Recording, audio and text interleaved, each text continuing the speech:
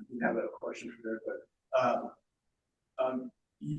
the process of getting over here, can you just briefly take us through that? And I imagine you're happy to finally get your feet on the ground from the training. Is that fair to say?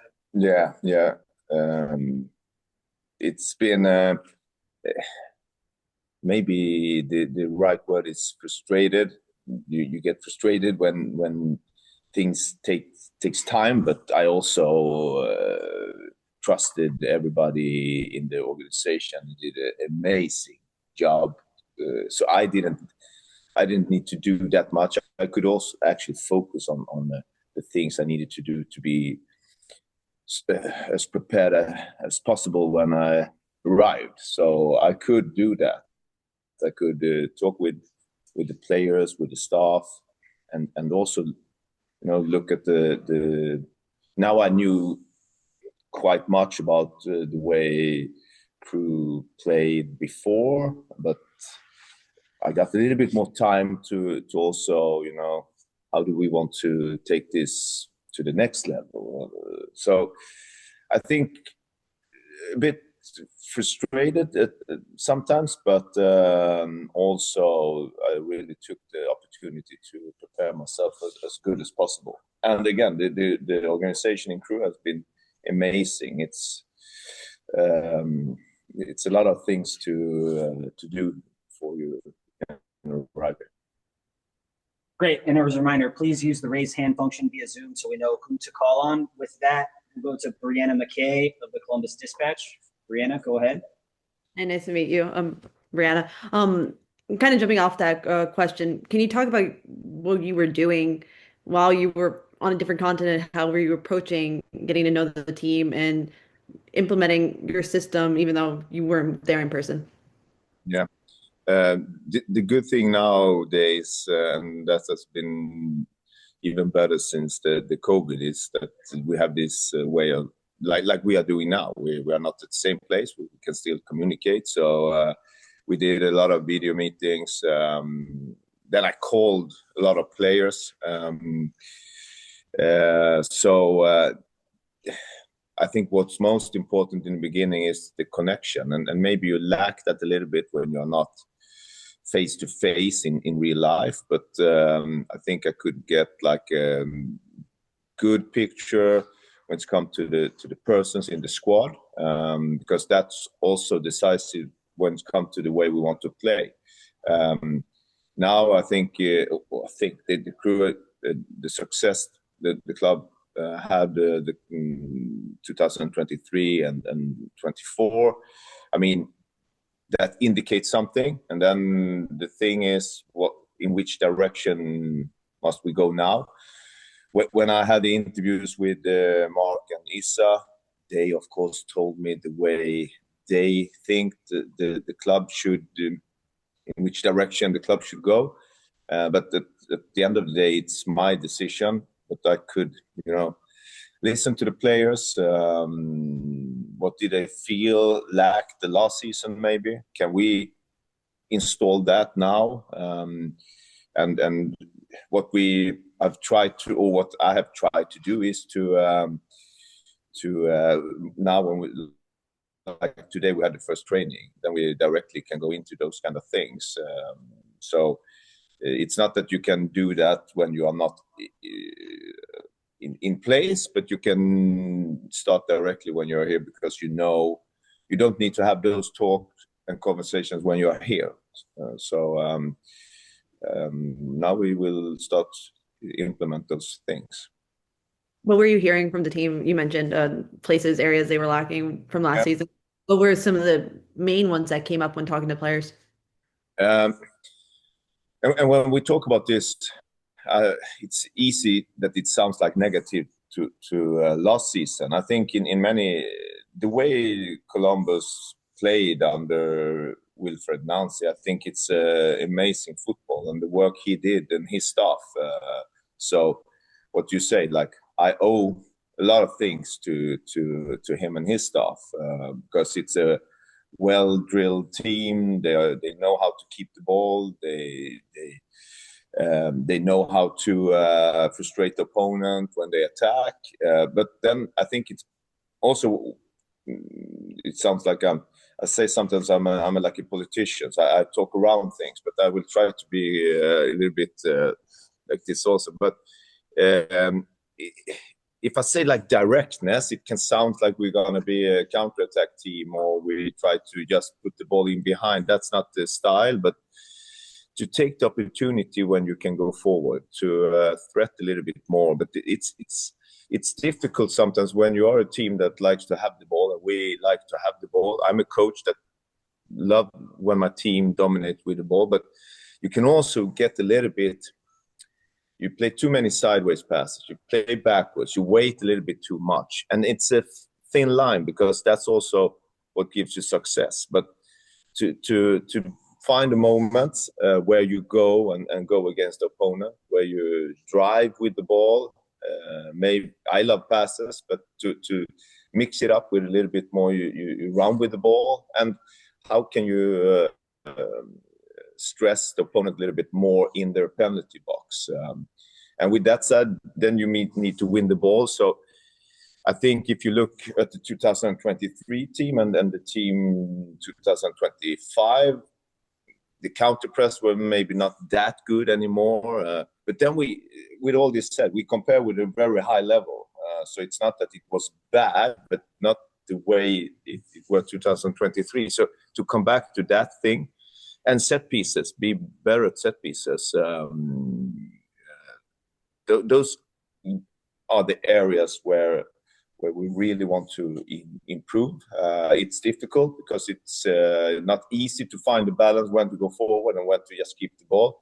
But if we can, get better in the decision making there we can threat more. It sounded like you already spoke a little about your preferred style of play, what you like to see, but you're inheriting a roster where all of it was built before you got here. So can you just describe your style of play, and do you feel like this roster can fit into that? Yeah, 100%. Also, the first meeting I had with Issa and Mark, kind of this meeting, and then the first thing they told me was that they knew my way of playing, because they have seen with underlying numbers that my Malmö team were good in the areas that they think it's important for crew to be good at. So that's a good start. But then as a coach, it's not that we need to play exactly like this, because the players need to be able to handle those things you want them to do. But I like a lot of things that Nancy and his staff did with crew, the way I think it's a kind of joyful way of playing. And if you ask my style,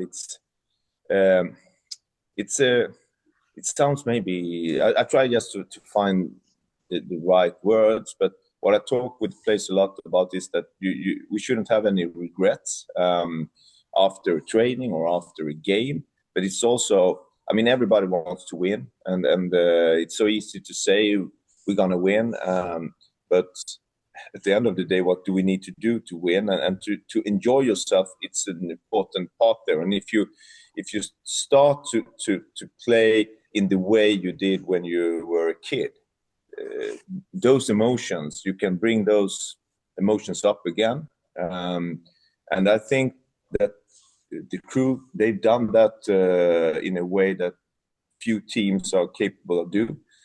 Maybe again they lost a little bit of that last season.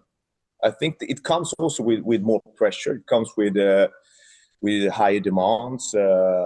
So to find that thin line, also take away the pressure. Still, it's pressure, and then enjoy yourself on the pitch. And I think you enjoy yourself the most when you have the ball, but you try to find ways to attack the penalty box. And when you lose it, you counter press. So what I think you will see is that we maybe will be a little bit closer to each other when we attack. A lot of teams are outspread. I like when we are close to each other, because then you can start to use each other also with being creative when you have the ball. So that's the style, I would say. But I hope that that's also how do you say, involved during the season. Things happen. We will probably have some problems sometimes. Then we need to find a solution. Thanks, Brianna. Let's go ahead and now take a couple questions from Patrick Murphy of Massive Report. Patrick, go ahead. Hey, Henrik. Thanks for doing this, and good to meet you virtually. Looking forward to meeting you in person when we're all here. Clearly, you've watched this team quite a bit. I'm curious if that was all in this time since you've taken the job or were interested in the job, or if you were familiar with how Wilfried and this team played beforehand. A little bit of everything there, I would say. No, I knew quite a lot about the team before because I'm not a social media guy, but I like to read about other teams and other leagues and watch teams. And Columbus, I mean, last year or maybe 2 years ago, there were a lot of buzz about the team. So I watched them and I saw also the similarities and I got some inspiration also. So I knew before, but then when I started to do the interviews with Issa and Mark, then me and my team, we started to look into in a more, analytic way. Okay, they do this, that's good. Maybe we can do a little bit more of this. And then after that, when I got the job, it was a little bit more maybe, okay, how do we now, even if I told Issa and Mark how I would implement my ideas into the playing style already before, but then I started to think more about, training exercise, meetings, and also individual. But I'm not looking so much into the individual level from before because I want to be here. So like today in the training, then you get the feeling for the players. You're close to them, you stand on the pitch, then you start to understand, and that's also a big part. Then okay, we can do this or we can't do that. One of the things that Wilfried liked to do is players that were versatile, different positions. Sean Zawadzki has been one specifically. We talked to him last week just about kind of where he sees himself playing. I know you just got to work with them for the first time, but a guy like that, maybe some other guys, do you see roles that maybe are different or roles that they've played before that can go back to? I think that the how do you say, like the flexibility in the way they have played, it's a big bonus as a coach that are coming in after Wilfred's way of training and playing. And Sean, I mean, I talked with him and then I asked him actually that question.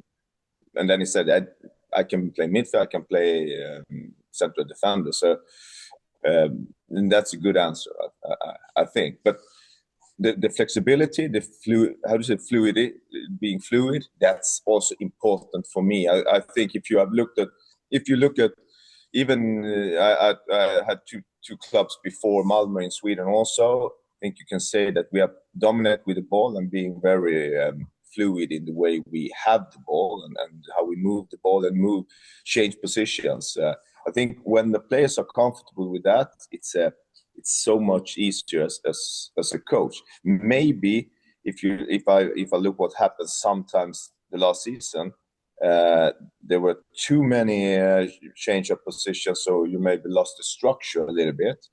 Also, I think it's quite natural that happens when you are like on the third year. You need to change things up, but we will still be very fluid. Otherwise, I would be disappointed. And then last thing for me, there's been sort of a mixed bag of results when coaches come from overseas to MLS. It's just a different league with different rules. It sounds like you are familiar with it based on what you were saying just a little bit ago, but how much have you looked at the league outside of just the crew and what this league takes to be successful? Yeah, I think that's a good question. And if you look at other Swedish coaches that arrive, for example, they are not me. So I think that's the first thing. So now, but I respect, I'm humble. I respect the culture difference. Yeah, an example difference is like the first meeting I had with the players like this today. I talked about greetings. Like in Sweden, you don't basically do handshake with anyone else, and you stand on like 10 meters and then high, and then you go. Yeah, you don't see each other. It's dark and so on. But here, everybody's like, so that's I like it. So me and my assistant, we will of course adapt to that, and that's just thing outside football. But then, I mean, I'm looking forward to adapt to a lot of things. That will develop my coaching ability also, and I think that's one of my strengths. That I have a big ego, but I'm also like, okay, what can I learn here? And I do it together with the players and my staff, of course. Well, if I look just from my background, I coach a team that won the cup. I coach a team that won the league.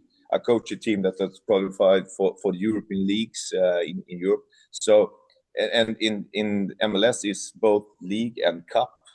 So I think I'm quite comfortable with the different mentalities that you have when it's a cup game. You must win.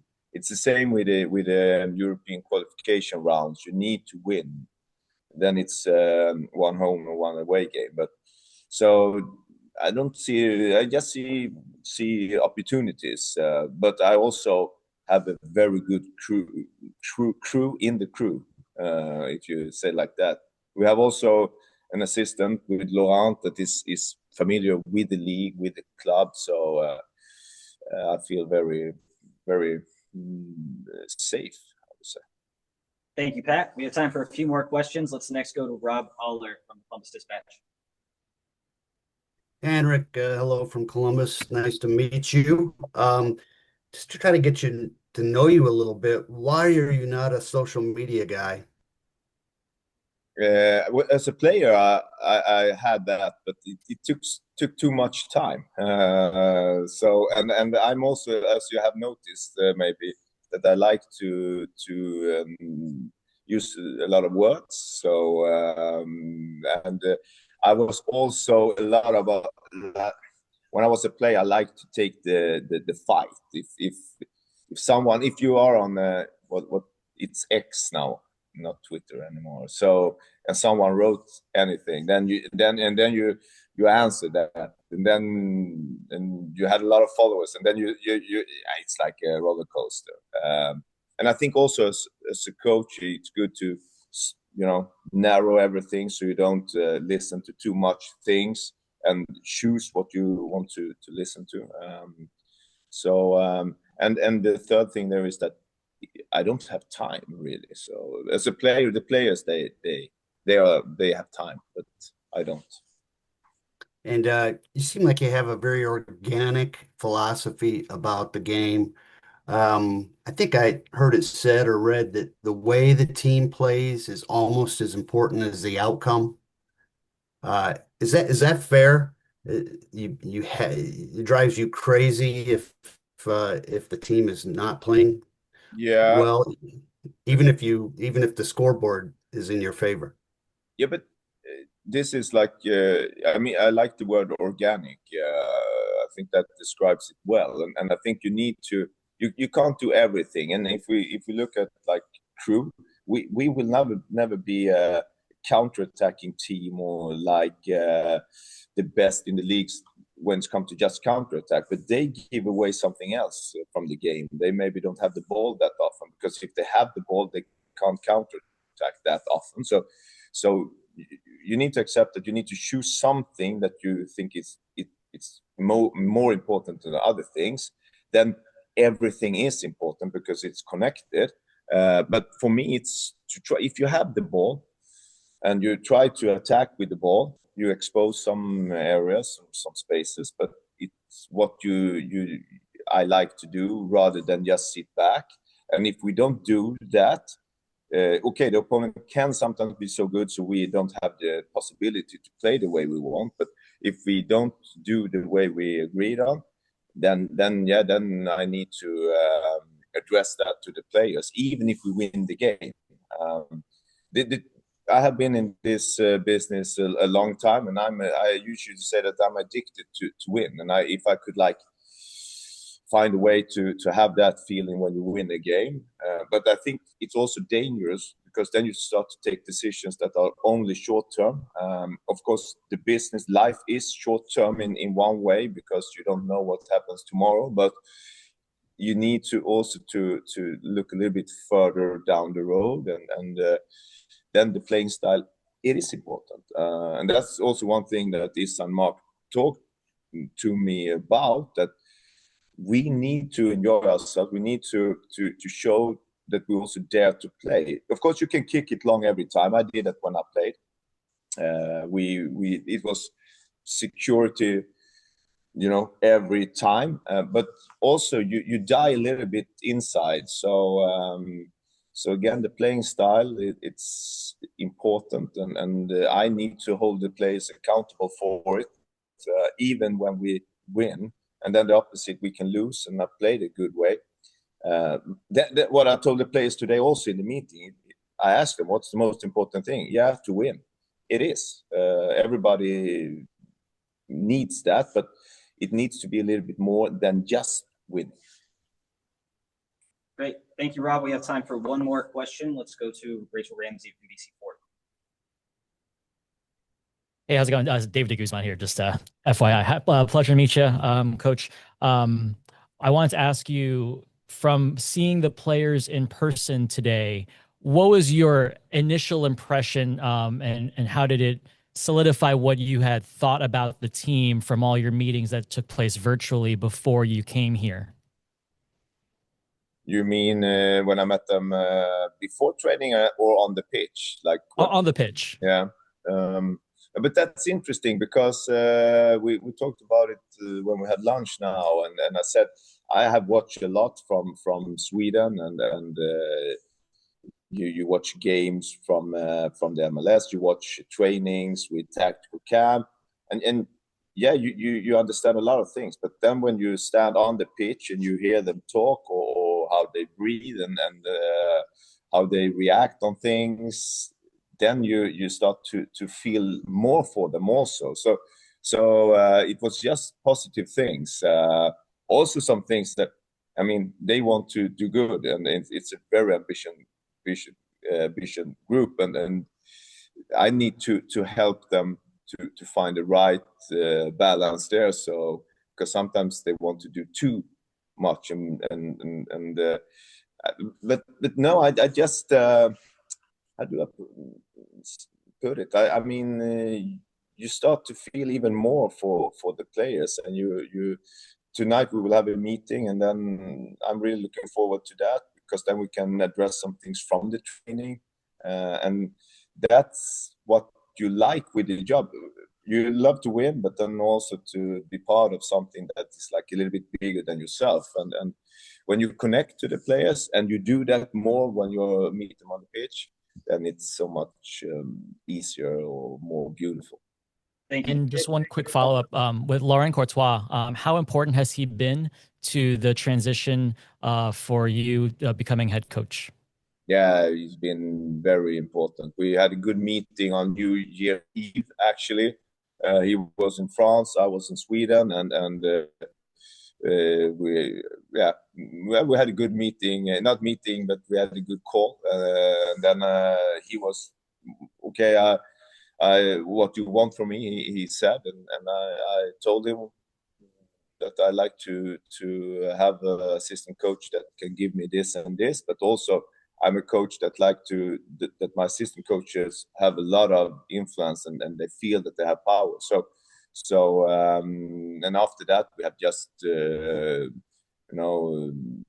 also connect even more. And now when I didn't have the possibility to be here, he has been very good. So I've been in like I said, I've felt safe, and he will learn me a lot about the league also. So I'm very happy to have him. Thank you. Thank you, David. Thank you, everybody else who joined us today. That'll be a wrap. Thank you, you Henrik, for your time. Thank you. Midfielder Dylan Chambeau